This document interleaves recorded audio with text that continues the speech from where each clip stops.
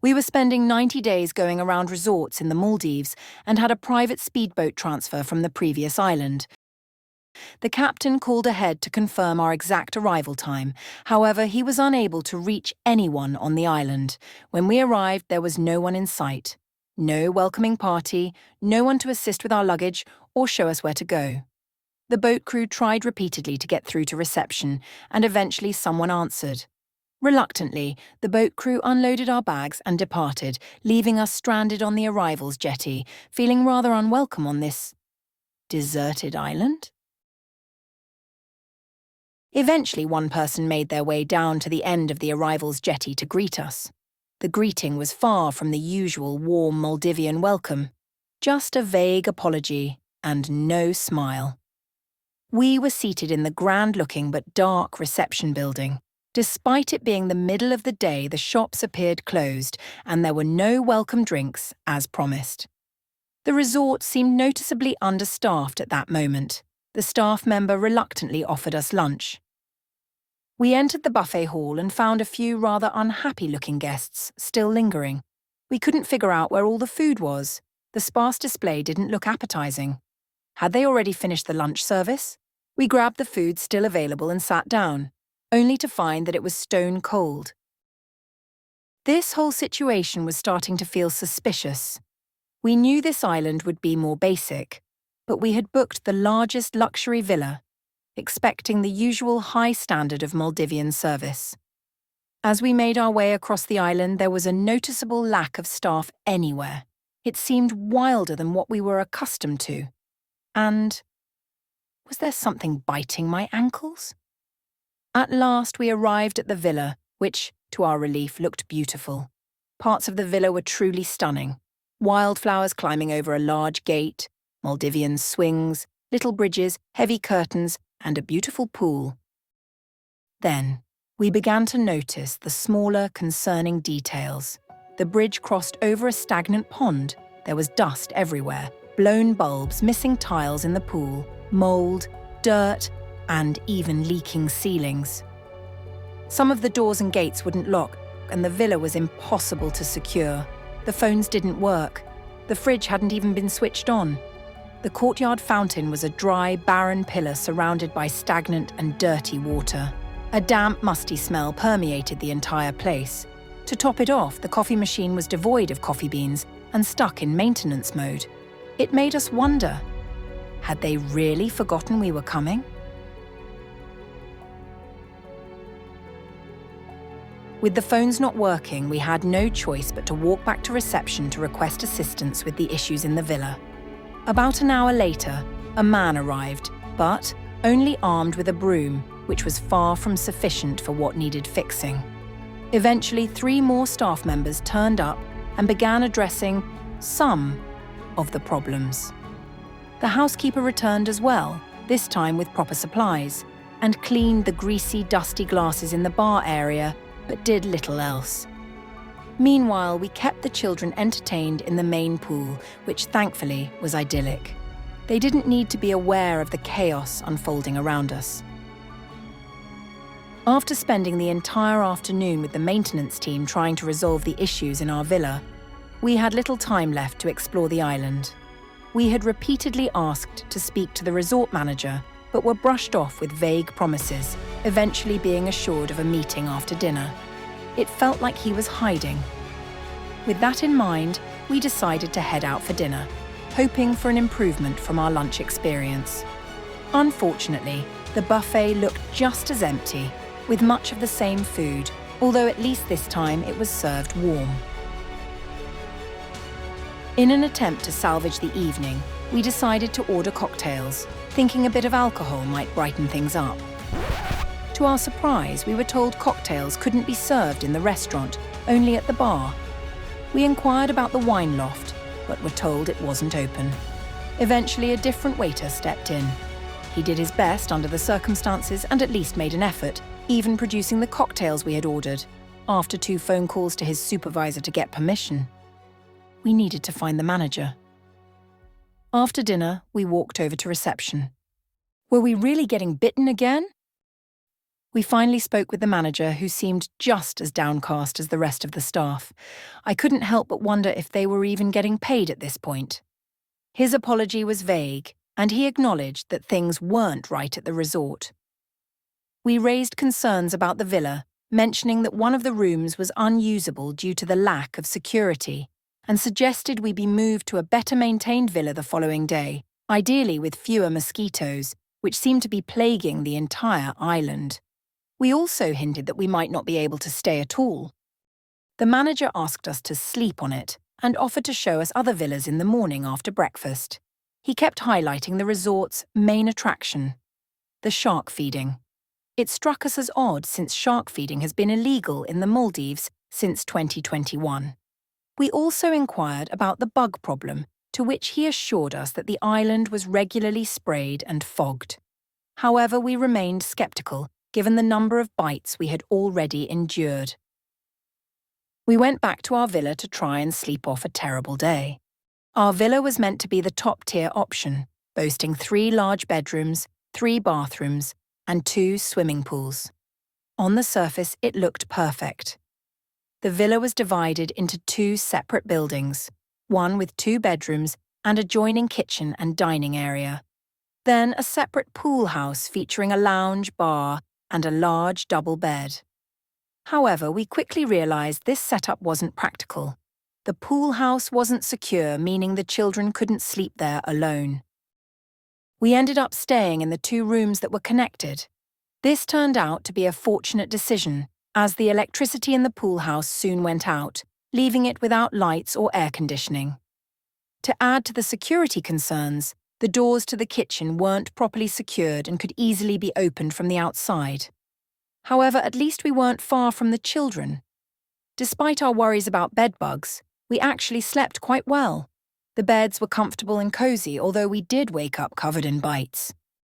We quickly dressed and headed to breakfast. Maldivian resorts are typically known for their excellent food, and breakfast is usually my favourite meal, though I wasn't feeling very optimistic this time. Unfortunately, breakfast lived up to those low expectations.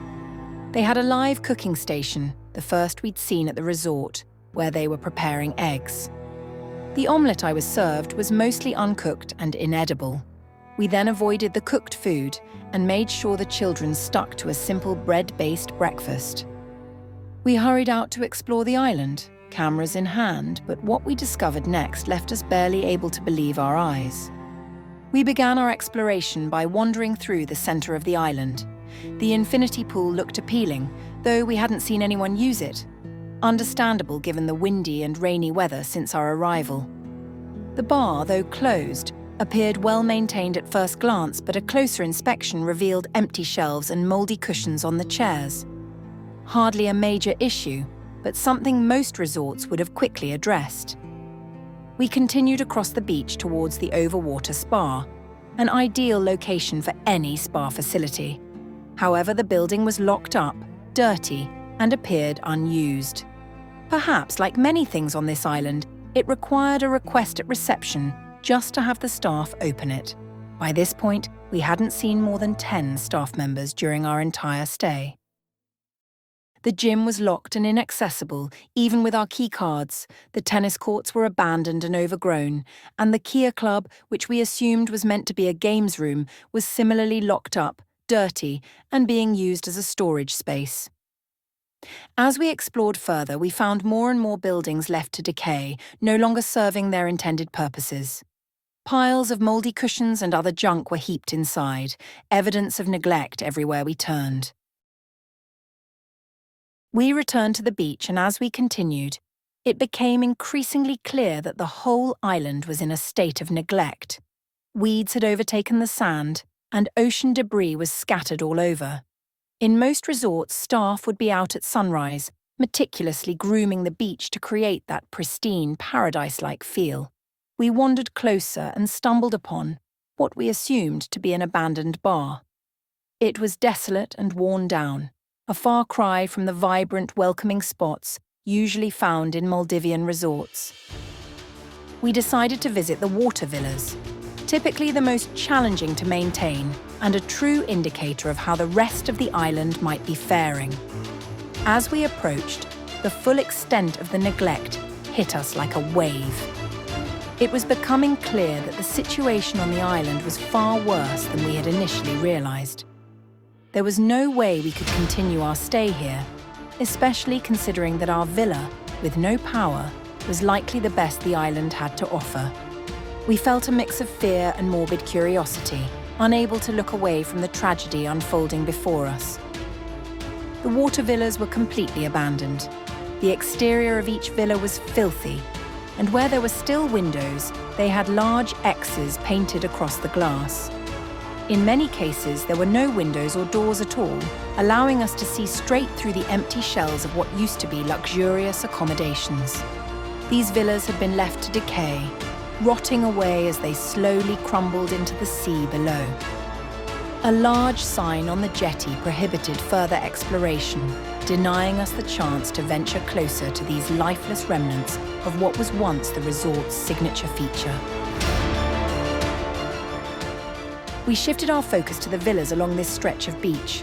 The thatched roofs appeared to be collapsing in places, and the weeds were encroaching on what Kihaa advertised as their luxury villas with infinity pools. The villas looked eerily similar to the abandoned water villas. Some were missing windows and doors, and the few we could enter had no flooring or furniture, just bare, lifeless shells. Once grand structures left to fall apart, their former luxury now a distant memory. It was hard to imagine these had ever been high-end accommodations.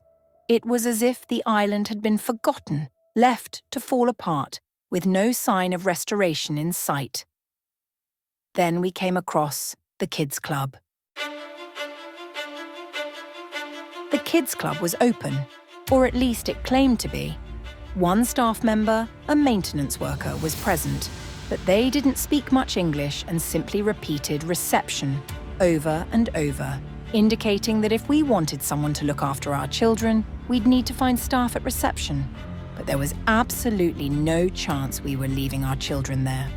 At first glance, the outside playground seemed adequate, with plenty of play equipment for the kids. However, upon closer inspection, everything was worn and unmaintained. The trampoline net was torn, and the equipment looked tired and neglected. The indoor area was locked and appeared far from welcoming, adding to our children's growing unease.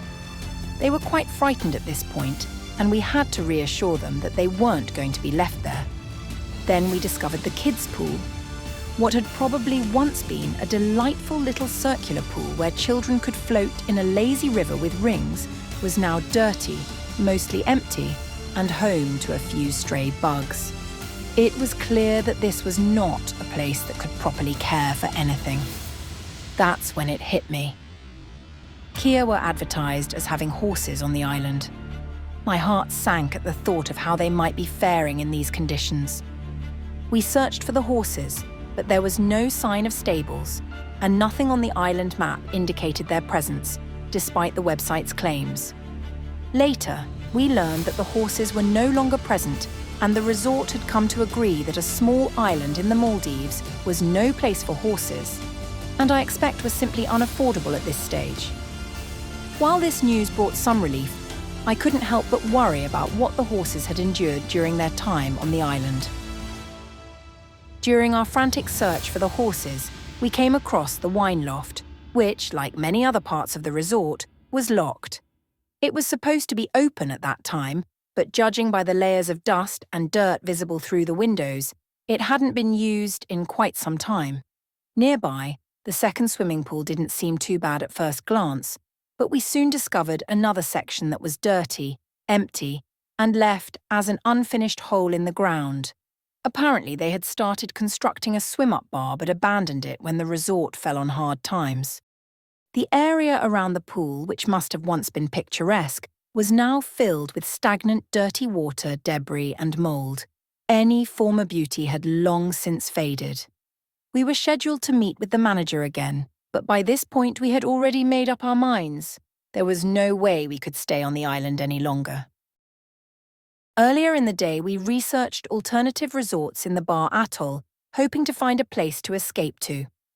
Luckily, there are many beautiful and renowned resorts in the area. We turned to Anantara, Kihaa, only 8 miles away, whom we had contacts with. We sent them an SOS, and within a couple of hours, we had a confirmed reservation at Kihaa for the same day and a speedboat dispatched to rescue us. During our final hour on Kihaa, we waited at the jetty for our rescue boat, alongside someone else's seemingly abandoned luggage. An arrival? A departure? Who knows? I hope their experience was better, but I fear not. Whilst a member of Kihaa staff waited with us for a little while, he quickly retreated back to the island. He never reappeared to say goodbye or help with the luggage once the Anantara boat arrived. At one point, another young man appeared asking for our contact details so the manager could follow up. But why didn't the manager come himself? That was our final experience of a resort fallen from grace.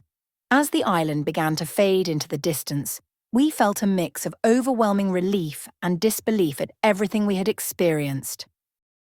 Upon arriving at Anantara, we were greeted at the jetty by more staff, complete with Maldivian drummer, than we had seen on the entire island of Kihaa. We were immediately offered coconut water, which made us realize just how dehydrated we had become. The children were warmly welcomed by staff from the kids' club, who gave them personalized bracelets. An impressive touch, considering we had only booked our stay 2 hours prior. Our villa host, Ifu, took us to our villa on a buggy. When we arrived, we found bikes waiting for us, each with personalized nameplates. Again, we were amazed at how they had managed to prepare everything so quickly. The villa itself was spotless, and the words "Welcome to Kihaa" were artfully displayed across the bed. We were, at last, well and truly in paradise once more. Shortly after departing, we were contacted by senior management from Kihaa. I don't think it's often that someone books their royal suite, then walks out after one night. There was genuine interest in understanding our experience. The individual had last visited nearly a year prior, and I dare say things have deteriorated further since then. The resort is owner-operated. They have a single property and suffered significantly through COVID without the resources deep-pocketed chains have. They say there is a plan in place to raise and invest the capital needed to turn things around and claim change is imminent. Their entry-level rooms are currently some of the cheapest amongst resorts in the Maldives, acknowledgement of the significant issues. Maybe some are willing to overlook the extensive problems for an opportunity to snorkel in Hanafaru Bay at that price point, or maybe they simply visit the Maldives for the first time and know no better. Perhaps people feel stuck once they check in and have no choice but to try and make the most of it. In any case, the vast disconnect between what's advertised on their website and the reality on the ground is completely inexcusable. When what you see and what you get are worlds apart, it's impossible to make an informed decision at any price point. I feel cheated. We left management with a question to take directly to the resort owner.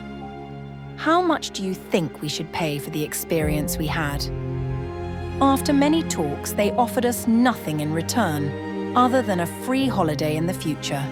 Not something we'd ever take up. Luckily for us, we were covered by American Express. This may be the end of our story on this island, but I honestly hope this isn't the end of the story for Kihaa. The resort island has such great potential. It just needs to be executed properly.